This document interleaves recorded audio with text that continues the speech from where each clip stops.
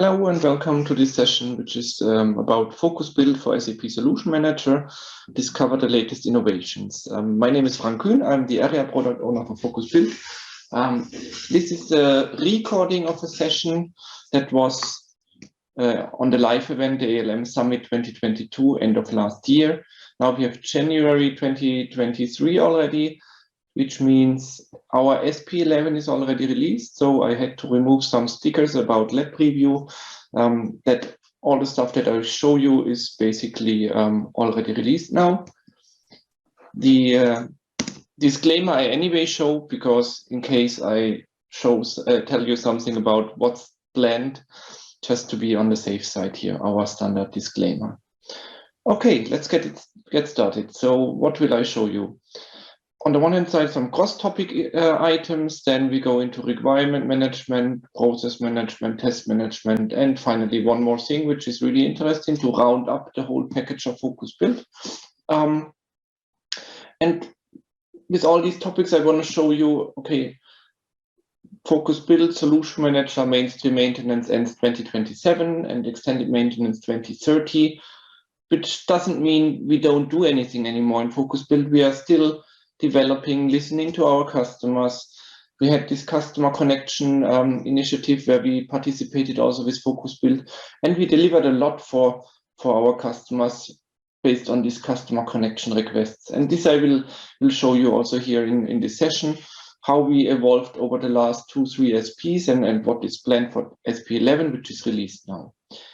Okay, I will do a mixture of slides. I show you always something live on the system, and for that I would switch off my video to be on the safe side that the demos also work properly. And then let's get started.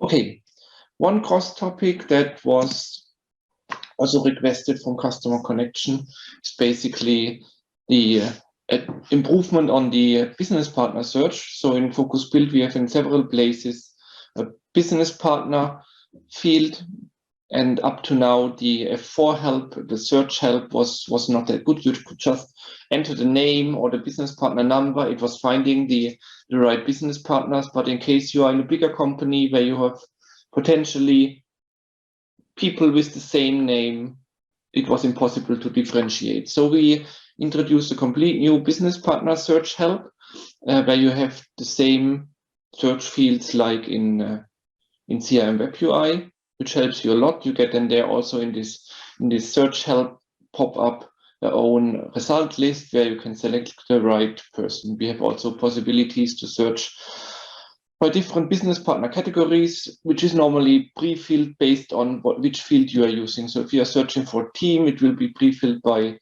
the team category or by the organization, and then you only find organizations. I will show you this later together with one of the next items that I will show you. So this was really a big cross topic, and we rolled it out in all our UI5 applications in all fields that we have. This was introduced in SP10, and now with SP11, as you could see here, one field was missing, the email address, and this we added now with SP11. Okay, coming to the next topic, requirement management. In requirement management, we did quite a lot over the last support packages. We did tiny things, like, for example, here, one little thing requested from customer connection, that when you create in the requirement management application a new work package, you can directly enter also a development team. So we added here a field that you can do that, also here directly with the new business partner search behind.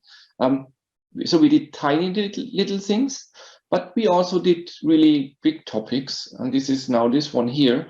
So starting with SP9 already, we introduced an extended requirement approval workflow. So this is based on the workflow from CRM. So a CRM standard approval workflow, where you have then also CRM standard approval workflow customizing behind. So what we deliver there is just a simple workflow, and you can switch it on and off. By default, I think we deliver it switched off. But when you switch it on, then it takes a default workflow, and then you can still also add additional approvers. And only if all approvers approved really this step, then you can approve the complete requirement. So in the past, it was not for some companies not sufficient to have just this switch of the status of the requirement from to be approved to approved, because they needed several approvals. So this we covered with this topic here, with this extended approval workflow. We started with SP9, I said. Now with SP10, we also then recognize that, well, if you are in as an approver, how do I find the requirements where I'm in as an approver? So in the My Requirements application, it was possible to switch the different filter settings to see also only those requirements where I'm in as approver, but always switching filter settings in order to find my requirements, which I need to approve, was not really user-friendly. So we said, okay, let's introduce also a role called Requirement Approver, gets an own tile. This tile is the filters are preset that you find there all the requirements where you are in as an approver business partner, and then you find only all those requirements which you need to take action on. Okay, said that, let me do a short demo of that, and therefore let me switch to one of our systems. So here you see Launchpad, nothing special. Let me just go as an architect here, and let's have a look to my requirements that I have here. And then I have, for example, this one here, which is just in draft. And then you see when the approval workflow is switched on, you have this approval tab. If you go here, this is the standard approval workflow, which we deliver, just one step, a requirement approver, but you can customize that to get more. Now, what I want to do here is just to set here an approver, and therefore I just use this F4 help. And then you see also here the new business partner search pop up. And then I just want to search for a specific user. You can use either the generic search here on top, which is taking all fields into account, or you can search for individual fields. As you can see here, this is a SP11 system, which also includes the email address. So if I say go, then I hopefully also find somewhere the user I'm searching for, exactly this one. Let me take this one, let's save it, and that's it. So what I can show you now, I can log on in another browser window. Here I'm logged on, not with my named user, but exactly with this OSTSA user. You see here, up to now, it was 7 requirement approvals. If I do a refresh now, let me first switch here, this one to send for approval. And then let's do a refresh on the other side. So here, now I'm in as an approver.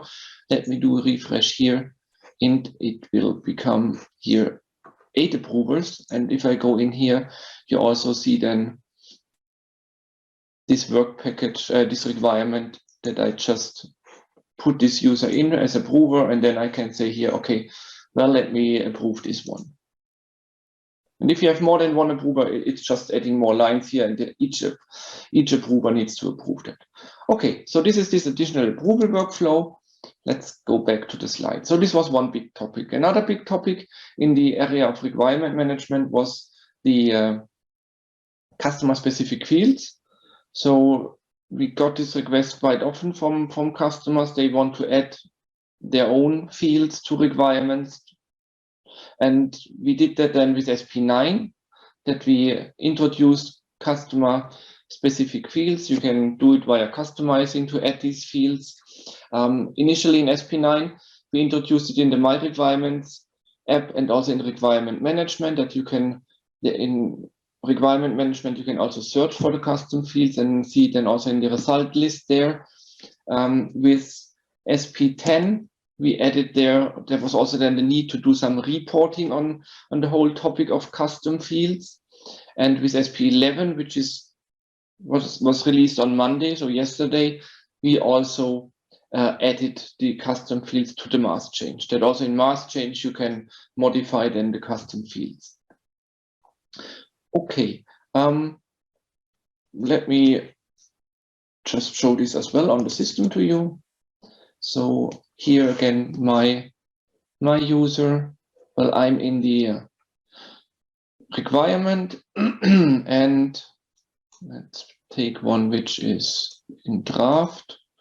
And there you can see that here in the lower section, so in this system, custom fields are customized for the requirement. And there you see then, okay, here I have two custom fields. One is called here application type. Well, if I go to edit, you will see, for example, in this field, there is also value held behind. You can have things like that with a drop down or just a flag, or you can even have just a text field or date fields. So you have there really full flexibility. So you see these fields in here. And if I go also into requirement management, let's just go into this application. There you have also now the possibility in the filters that you can say, okay, I'm also interested here in my, this S4HANA relevant, for example, is a custom field. I can add that, and then I can basically also search for this field. So I say equal to yes, and then just show me those requirements which are, and in the result table, then I can also just add this. And I see here, okay, this is yes. Okay, so we put that in here, and finally with SP11 now we rounded it up that also in mass change you can basically do the same in requirement management. You have also then the possibility to search here for your custom fields, and then you can also go and modify them. Therefore we also, okay, now I did the wrong selection, which takes forever. But we also have here then via mass change pop-up. Let me just filter maybe for yes, that we just have some which are yes. And then the last thing I want to show you is that we also redesign this mass change pop-up, that we are able to do that really directly in the mass change. Let me show that. And then let's just take 2 or 3 which are in draft status. I definitely can change it there. If I go to mass change, I have here now also the no. In order to do that, I first need to show it as well here. I need to have the S4HANA relevant flag in here. And if I then go to mass change for some of them, it will also bring me up here this S4HANA relevant, and I can then do a mass change of these custom fields. So this is really rounding up the whole topic of custom fields, but in SP12 in planning. So remind the disclaimer at the beginning, we plan to introduce this also then in the Analytics Cloud API, and then we are complete with the topic of custom fields for the requirement, because then you can build your custom specific reporting, if you like, directly in Analytics Cloud. Okay, that's it from requirement management. Let me move on in the slides. So the next big topic here is process management. In process management, well, process management is quite a difficult topic for customers. If you do it right, you need to take care of a lot of things, making sure that you have the right documents in the right place in your solution documentation.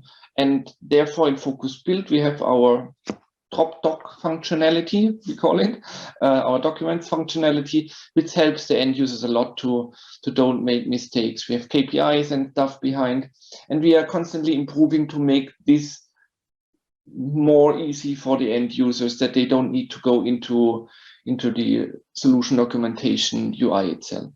So there with SP10, what we added here was a new, or the pop-up when you add a new structure or a new element, then you, up to now, you were asked if you want to create all the required documents based on the KPIs that you defined and the templates you have. And you could say just then, yes, create new documents. But now with SP10, we made it easier to say, okay, if there are already existing documents, you can just, you also see those existing documents, and you can just say, yes, I just want to add the existing document. So really helping that you don't get too many documents created making life easier.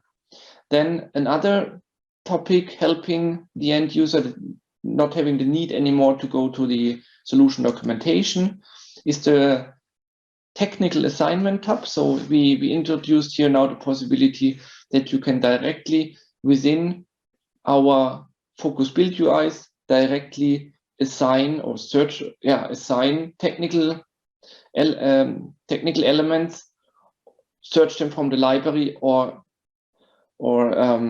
create them directly also from the UI.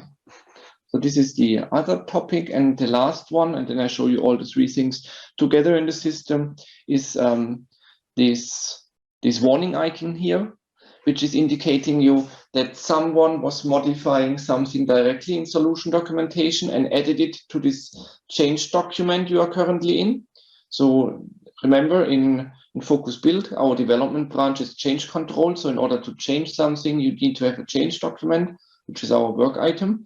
And if you up to now modified something in solution documentation directly and wrote this change onto a work item, it was not showing up in our Focus Build UIs. Technically, there was really some reasons why this was not possible. What we introduce now is that, well, at least we show you that something was modified within the solution documentation itself. So you got this warning icon, or you see that, and then from there, if you click, you see which items were added directly in solution documentation, and then you can add them manually directly in our UI.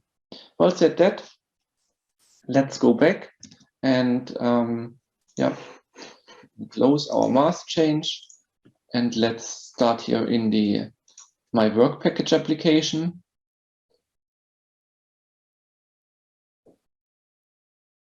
So here in the My Work Package application, well, this is my demo work package I have. So here I have, on the one hand side, I have two structures assigned. Now let me just assign another element to this structure. I'm not sure if it's working. I just prepared it this morning. I just add another process step, and then normally it's asking me now, do you want to create or assign all the documents? Let me say yes. Okay, and then you will see there is already a functional specification. Do you want to take this one? Yes, I want to just take this one. And then there's one other document missing, and this I just create from the template.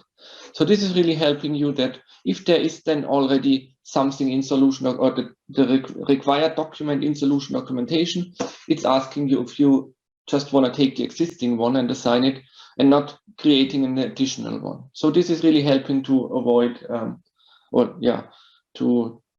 to have a proper housekeeping, that you don't create too many documents. So this was one nice thing here. Then another thing, what I said is here the technical assignment. So when you select the structure on top here, then you can see here the, let me take this one here. You can see the documents, and then there's also this technical assignment where you can see, well, either there is already a technical object assigned, or you can just say here with the plus icon, well, either I search in the library or I create directly a new one from here. So all this is now possible directly in our UIs. No need anymore to go to the solution documentation itself. So this helps a lot. And then the last one, which is helping the end users to make it to a smoother process. Well, if we go back directly into a work item, so remember I talked about I have a change document, someone went into solution documentation, modified something directly there, put this change into my change document, and I was not really aware of that before. Now I get, this is a work item we prepared beforehand. If I go to the documentation tab, I see now this warning icon. And if I click on this warning icon, it indicates me, okay, there is one test document which was assigned to this element directly within solution documentation. And the easy thing I can do here is let me just select it, and then it will also show up directly here in the list of assigned documents. So this is just to have transparent what happened directly in solution documentation and making life easier to get the overview. Okay, back to the slides. And in the slides, there's one last thing for the process management I want to show you. This is about the business process readiness dashboard. There we introduced some new filter capabilities, so we can now filter up to now up to SP9. Then it was possible to filter on process level. Now we introduced then in SP10 also that you can have here this structure attribute. So if you have custom attributes in your solution documentation, you can also search by these custom attributes. And then there is also an additional filter logic that when you switch this flag on, when you filter here directly in the charts, the other charts will react accordingly. Let me shortly go into the system, because that's then the last topic here for the process management. And therefore we go to the architect. I should have it. If you sit in front of the screen, you normally don't see it, but here it is, document reporting dashboard. Let me select just the solution, a branch. Let's take the development branch and our scope here. And then let's go inside the dashboard. Now, well, as said, now what you have here is you can say, okay, I want to filter also for attributes. And then you see here all the existing attributes. You can just search here, for example, for responsible. I take my colleague. And then if I search for that, it's really restricted to those where responsible is Michael. And then I can directly see here the items and the chart bar. And then the second one here is just if you click here, the selection doesn't make sense, but if I would say, yeah, this I would skip for now. But then this is then just taking care that when you click here, the other charts react accordingly. Okay, let me go back to the slides. That was it from the process management point of view. So next big topic where we invested a lot over the last 2 SPs was the test management. Also here we get, test management was also part of customer connection program, and we got a lot of requirements in there because test management, so with test step designer, you cannot only use it in context of focus build, but you can also use it with standard solution manager functionality standalone as a functionality. So one thing here, tiny thing, but coming from customer connection, was that for the test step designer, when you build your new test case, there you can now customize that they are already in the test step designer mandatory fields, that without filling those fields, the test step test case cannot be saved, making sure that the quality of the test cases is getting better. For example, here, that the executable is a mandatory field and also the team is mandatory to be filled already in the test step designer to make sure that you really get higher quality test cases created by the test case creator. Okay, this was one thing from customer connection. And then another really big topic which came new with SP10 was the new test suite dashboard. So we really decided to rebuild the test suite dashboard completely. It's now on the latest UI technology. We have here an overview page and then analytic list pages when you go drill down into the details. Reason was we had really many customer connection requests in this area, and also from architecture point of view, with the old architecture, it was not really possible to fulfill all these requirements, and also from supportability point of view, it finally made sense to rebuild the test suite dashboard completely. And it helps also a lot the customer, because customer gets much more flexibility and also functionality than before. Okay, let's drill down a little bit into the details, what you get there. So it's really, as said, completely new UI technology. You have an adaptable overview page. You have these tiles which you can move around and change it in size. So standard behavior of these overview pages. And then when you click on the tiles, you drill down into a detail page, which is then an analytic list page. I will show you later in the system. And then you can also create variants for all the all the views you have there. You have a chart visualization directly in addition to a list view. And one big topic also requested from Customer Connection was this, that you can do cross-test plan reporting, which was not possible in the old test suite dashboard. This is now possible. And also when you search for test plans, you have many more selection fields in order to search for the right test plan. Then another thing is here the test step progress information. So we get really now with one specific tile for the test step progress, where you see how far they are within the steps and if there's a problem. So this you get in SP10, it was only just the overview tile. Now with SP11, you see that on the next slide also, we also have now the detailed page for the test steps, really rounding up the complete new test suite dashboard that we are complete there in functionality.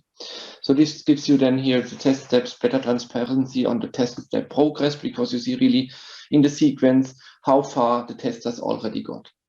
Then another big advantage, as said that also here on the general features, you can save your layout. So when you changed something either in the chart or in the result table, you can save that as a variant, making that reusable, and you can even share that variant then with other users. So therefore, you can either send it by email, so it's generating a link, and then if the user who receives that clicks on this link, he sees exactly the same data than you see.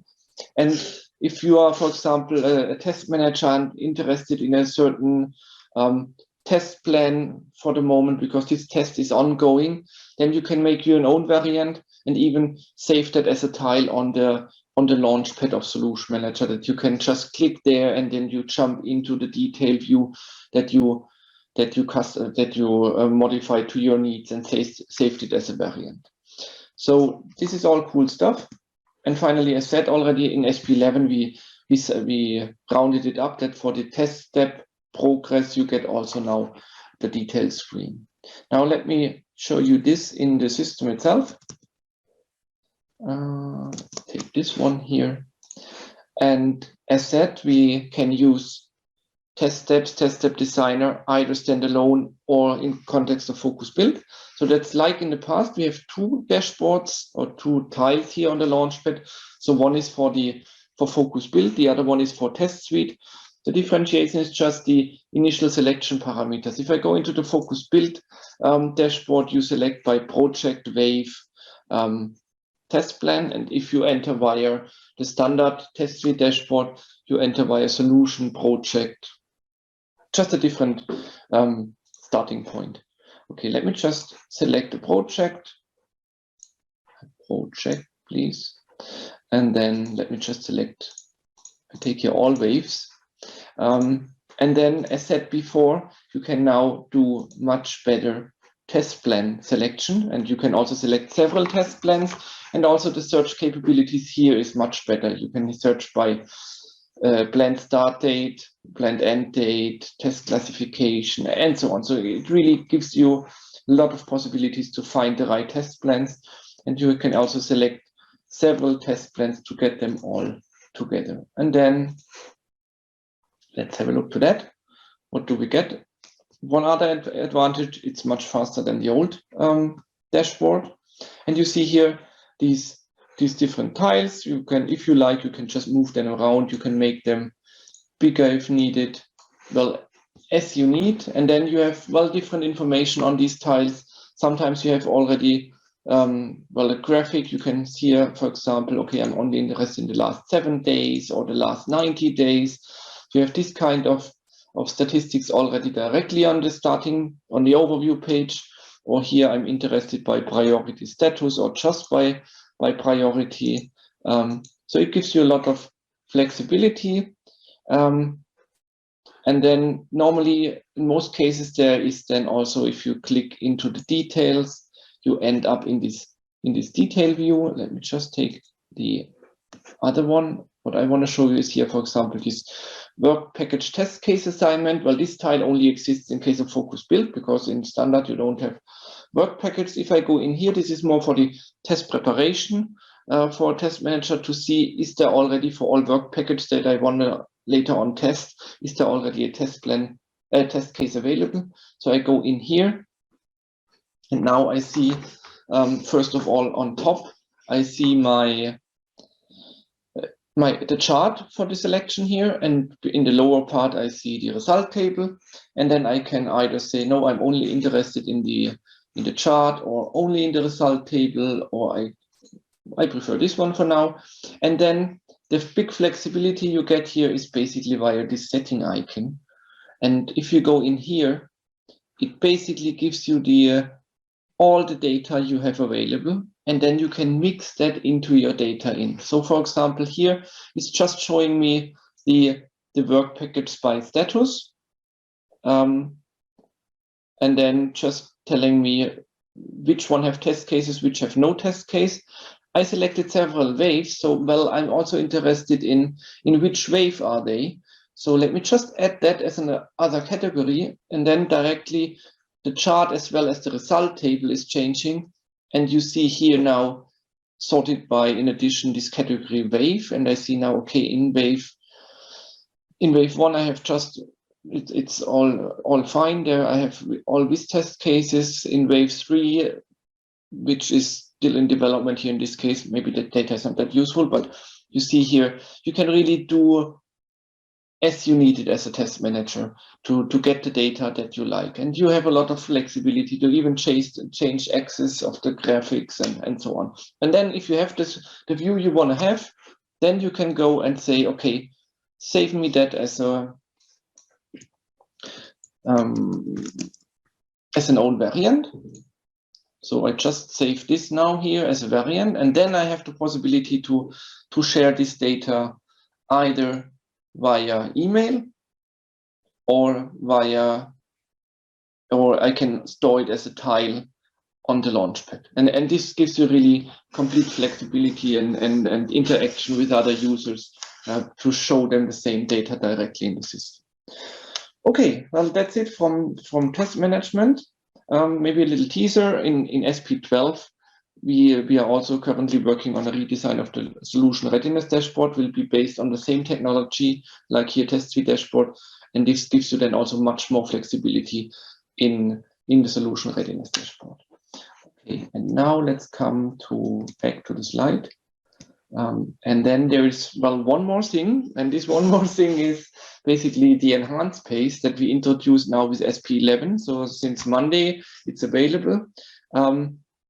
I removed now all these lab preview stickers, and let me explain you what it means. So up to now, or in the life cycle, you normally have 3 different paces. The innovate pace, which is focus build, basically intended for the project when you implement a new S4 system, for example.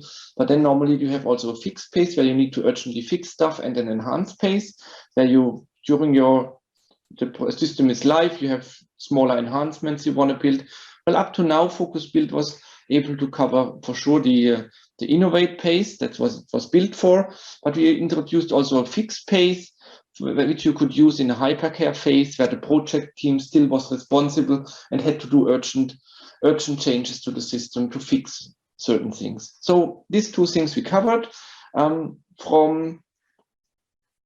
From landscape view, this meant up to now for fixed pace and innovate pace, you were still on the project track on your 4 system landscape where you were also running your project, and also from solution documentation point of view, you were on the design development branch side here with innovate and also the fixed pace. Now, and also then exactly for the fixed pace, it was also exactly on this landscape and also on this branch here. Now, with the enhanced pace, we support now also this enhanced cycle here. Therefore, we introduce also the request for change. Well, the request for change we already have for the fixed pace. In addition to the urgent and standard change that we already have in the fixed pace, we introduce also then a normal change. And this is also reflected then in an own transaction type. It's anything that is here with S1. So that's really the technical name of the transaction type. this is really pre-configured coming with focus build. So it's basically the same thing like focus build with the normal innovate pace. It's a pre-configured process, and the best is either use it as it is or don't use it, because if you start modifying it, you might mess it up. Okay, now what does it mean from landscape point of view? This is what you know. You have your normal project landscape with your 4 systems, with your dev, QA, pre-production and production system, where you run your developments of the different releases. And then now when we have the possibility with the enhanced pace, then you have the possibility to run also a maintenance track. And on the maintenance track, you basically have then a continuous cycle. So example is you run a new implementation project. You are on your project track. At a certain point, you are ready with your project, and then you can use, for example, cut over functionality to bring your system here into production system. And while then the other systems are brought to the latest, your maintenance track is then upgraded to the latest release, then you can still run here the fixed pace from the project team within the project track in order to do urgent changes here to production. And then once the maintenance track is on the right level again, then you can run all your enhances with the enhanced pace of focus build. As said, here you have then a continuous cycle on this maintenance track, and optional and ideally you have also here a validation system in your maintenance track. Okay, this is landscape view. Now, if we have a look to solution documentation, there it becomes a little bit tricky because, as said, fix and innovate runs on the design development branch, and now the enhanced pace is running on the maintenance branch. Because when your project went live, all your documentation is in the production branch. By that, it automatically gets visible in the maintenance branch. And then when you want to modify something on your productive system and keep the documentation also in sync with your production, then you need to do the modification in the maintenance branch. And well, there's now this little tricky thing is that maintenance branch is change controlled, which means in order to do a modification on your documentation, you need to have a change document again. But therefore, we also introduce a nice feature in our documentation area in order to overcome that. And then this is basically what I want to show you in the last demo. So let's go back to the system here on the Launchpad. And what you will see here, we have now also this change manager role. The change manager role has here now my request for change application. There, this we already had for the fixed pace. Here you can now create a new request for change for the demo. And then the trick is when you select the actual release, there you basically differentiate if you create RFC for the fixed pace or for the enhanced pace. And this happens well by selecting here either when you create it for the development branch, then you are on the fixed pace. And if you create it for the maintenance branch, then you will see that we get now here just releases which are a continual cycle. And by that, it's really something in the enhanced pace. So quite simple, just here differentiating based on the release type you select, if you are in the fixed pace or in the enhanced pace. And then you can just create it. Now for the demo, let me just show you once it's created. So here I can go now and say, okay, I add something. Need to go into validation, where I now add all the specifications of the RFC. Here I can now also add the process if I like, and then I can just select For example, let me just take this one here, say apply. Now here I already have a document. Well, this is a functional specification. If I change now something, I also need to modify the documentation. And now what you can easily do is to just say, okay, let's take, and let me assign this one here. And then in order to be able to modify this, because I first need to have my normal change or urgent change, as I don't have that yet, I can easily say, okay, this document I want to modify. And then I have this new icon here, which is saying transfer to the attachment tab. By this one, it's really copying this document into my attachment tab.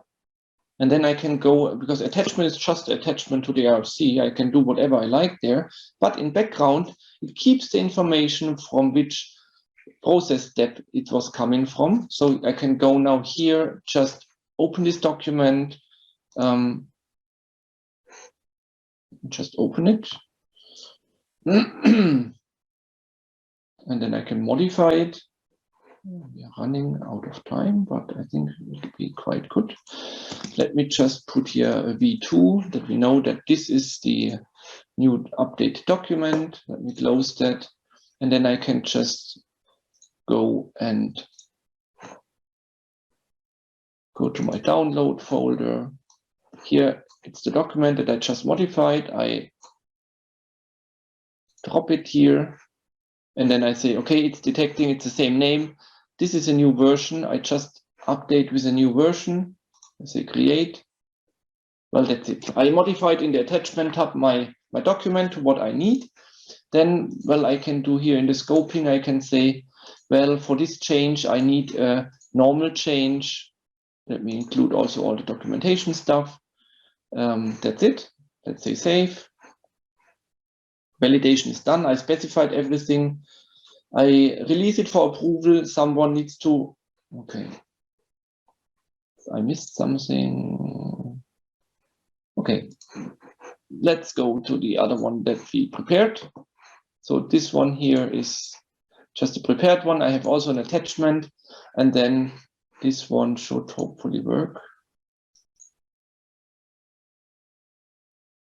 No, I have a problem in the system at the moment. But at the end, the way it works is as soon as you have created, let's take this one, which is currently implemented, as soon as you have then really your change document, then you can go to the change document, and in the change document, you have also the attachment available that you modified in the RFC.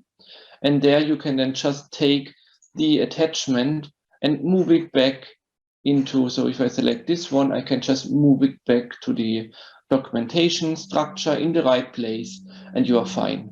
No need to know where it was coming from and error-prone copying of documents. System takes care that it comes back to the right place. Okay, well, with this enhanced page, basically we're rounding up the complete focus build functionality that you can cover the complete cycle. You can run also the enhanced page if you are new with Solution Manager and want to just do maintenance for a system. You can also just run the enhanced page. Still have the benefit of having all the UI5 applications from Focus Build, but with the side effect, like in the also Innovate page, it's a pre-built, ready to run process, pre-configured, and the best is use it as it is. We don't recommend to do any modifications because this is bringing you sooner or later into trouble. Well, that's it from my side. Demo is done. Thanks very much.